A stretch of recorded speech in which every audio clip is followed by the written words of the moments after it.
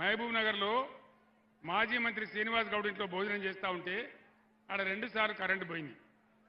నేను చెప్పిన కరెంటు పోయింది అని. మరి నన్ను ఇబ్బంది పెట్టానని తీసేసినరా లేదా వాళ్ళ అసమర్థతన పోయిందని నేను ట్విట్టర్లో పెట్టిన.